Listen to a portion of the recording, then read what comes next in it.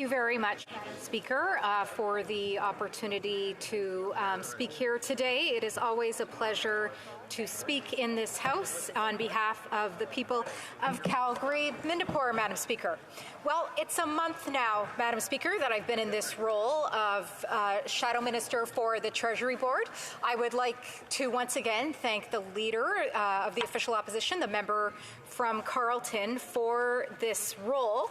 And because, Madam Speaker, it gives me an opportunity to work very closely with two of my favourite members of Parliament. One is the member for Leeds Greenville Thousand Islands, of course the Shadow Minister for Ethics, on which we've been doing continuous work on ArriveCan. And in addition to the member for Leeds Greenville Thousand Islands, the member for Calgary Forest Lawn, who, yes, exactly, serves as our Shadow Minister for Finance. So it really is a pleasure to have this role, Madam Speaker. Madam Speaker, I'm sure you're aware of the crippling inflationary numbers here in Canada, 6.9% in the most recent reports, down a slight bit from the 8.1% high we saw in June. Food, of course, is at a 40-year high. Madam Speaker, I'll inform you that I actually just came from Government Operations Committee, where we had the Minister of the Treasury Board there on the supplementary estimates.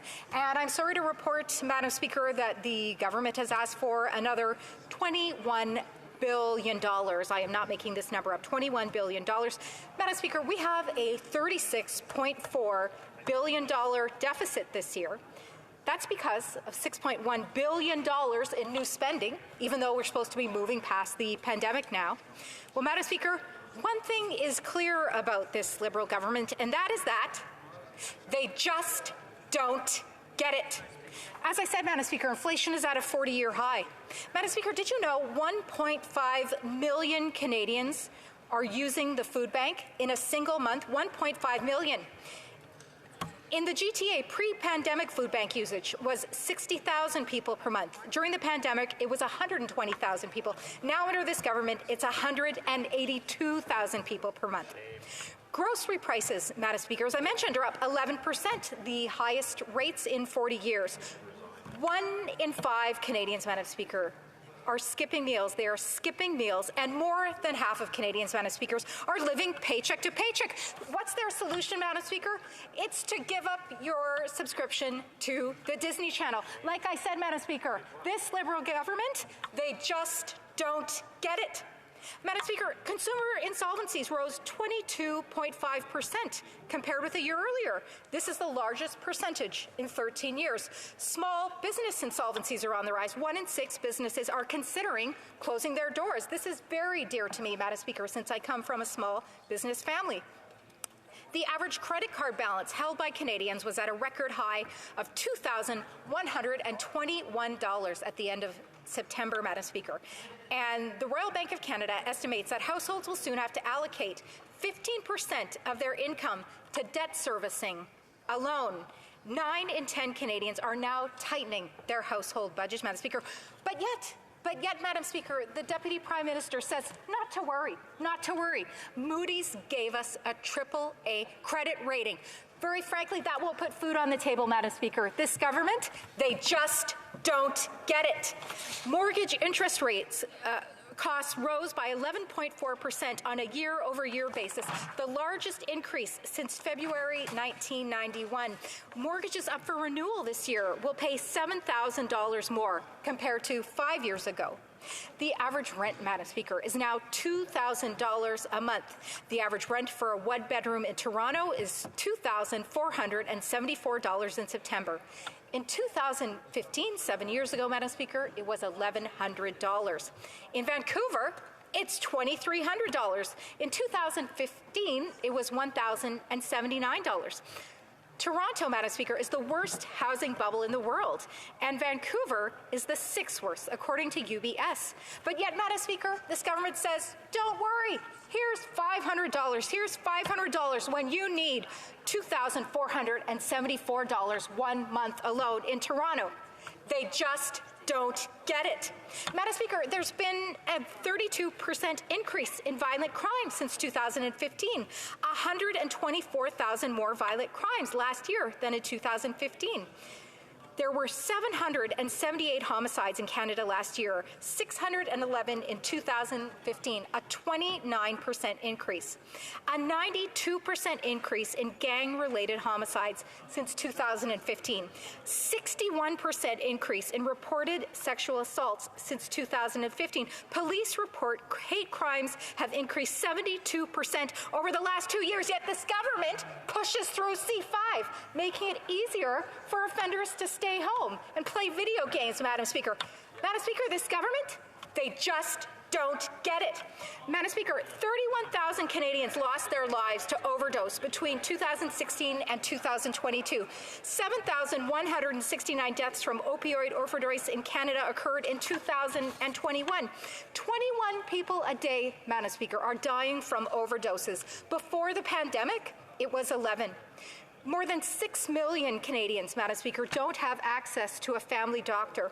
And as we've seen, as brought to light, thank goodness, by the member for Fort McMurray, Cold Lake, there has been a shortage of children's Tylenol and Advil, and no other country anywhere in the globe is experiencing such shortages, Madam Speaker. Oh, but don't worry, if your child is sick, there's $10 a day daycare, Madam Speaker. This government, they just don't get it. Madam Speaker, when it comes to immigration, a backlog of 2.6 million people. It's grown by 800,000 people under this government. 57% of the files in the system are beyond the processing timelines set by this very own government. And what are they doing? They're putting up incredible new targets, which we know that they will never achieve, which is not fair to the people who are applying or the people who are backlogged in the system already. Madam Speaker, this government, they just don't get it. Madam Speaker, Toronto Pearson's airport ranked the most delayed airport in the world, with Montreal's Trudeau International Airport right behind them. Madam Speaker, we've seen how horrible it is to get a passport in recent days, how difficult it is for families that just wanted to go away on vacation after the difficult 2 years that they've had. But it's been impossible to get a passport. We know this, but what does the Minister of Transport say? He says it's Canadians' fault. Yep. They don't know how to travel anymore. This Liberal government, they just don't get it. We have the second slowest time for building permits of any country in the OECD. The average permit time, Madam Speaker, is 250 days. In South Korea, it's 28 days. Yet this government continues to shove money into the Canada Infrastructure Bank. Millions of dollars after millions of dollars. This government, they just don't get it. Madam Speaker, in 2015, there were 15 major LNG infrastructure projects under proposal, and yet not a single one has been finished. This is the government that gave us C-68, C-49, the carbon tax, bringing energy production to a halt in this nation at a time when we need it the most. This government, they just don't get it. Well, I'll tell you what they do get, Madam Speaker. They know how to spend, and they know how to tax. Under a Conservative government, Madam Speaker, there will be no new taxes. For every dollar of spending, we will find a dollar of savings. But until that day, Madam Speaker, we are unfortunately stuck with this government. And you know what, Madam Speaker? This government, they just don't get it. Thank you very much, Madam Speaker. Questions and comments. The Honourable Parliamentary Secretary to the Government House Leader. Yes, thank you, Madam Speaker. I genuinely believe that the member and opposition really and truly just don't get it. At the end of the day, Madam Speaker, it is about inflation. Canadians are hurting, and the Conservatives consistently vote against policies that's there to help Canadians. And that would be my question to the member. You know, whether it's the doubling of the goods and service tax credit for 6 months, we can talk about the eliminating of interest for student loans. We can talk about the dental services for children under the age of 12. We can talk about the rental subsidy, some $500. Many measures that are there to help Canadians deal with inflation. That is in good part what the fall economic statement is about. Can the member tell us specifically why it is that the Conservative Party today is not supporting Canadians by allowing measures of this nature to pass quickly? Member for Calgary-Midnapore. Well, Madam Speaker, I would say we are supporting Canadians, and we want to support Canadians. We want to support them with measures that actually help them. If what the member was proposing was actually helpful to Canadians, why would we have a 40-year food inflationary high? Why would we have 6.9% inflation in this country? Why would we have 1.5 million Canadians who are using the food bank in a single month? It's very clear, Madam Speaker, why these things are happening. The proposals that this government is bringing forward are not working. A Conservative government will change that. L'honorable député de Mirabel. Merci, Madame la Présidente. Et la collègue... Thank you, Madam Speaker. The colleague spoke of many problems affecting people in her riding. As you know, on top of all the problems she referred to, there's the fact that some people in my riding are also ill and in hospitals. Quebec and the provinces have unanimously asked that health transfers be increased by 35% in order to do it unconditionally and immediately. Since the arrival of the new Conservative leader, I get the impression that there's support for the 35% of health transfer, that their support has diminished. Can my colleague confirm today that the Conservatives do support Quebec and the province's request to increase health transfers immediately? The honourable member for Calgary-Midnapore. Thank you very much, Madam Speaker, and thank you to my colleague for the question. I think it's a very difficult question. It depends on both parties. The first party is the provinces, and the other party is the federal government. And we have seen repeated failures when it comes to Canadians' access to medicine. Failures from the federal government for children's medication. Unfortunately, dear colleague, I don't have a lot of trust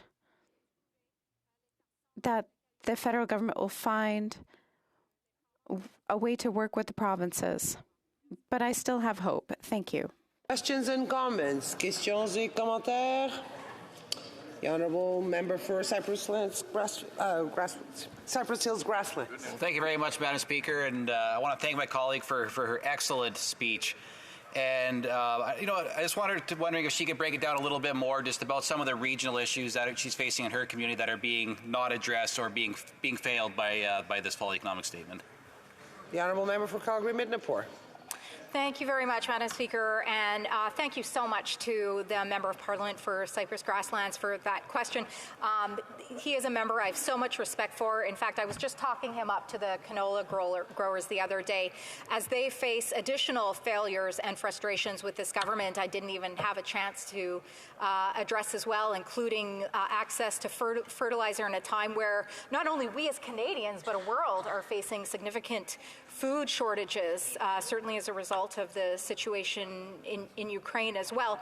But I know that my colleague, the member for Cypress Grasslands, is no stranger to the frustration that we both feel as members of Parliament from the prairies, and frankly, the slogging that our region has taken on a continuous basis from this government, and not only to the detriment of our own regions, but I would say to the detriment of Canadians as well.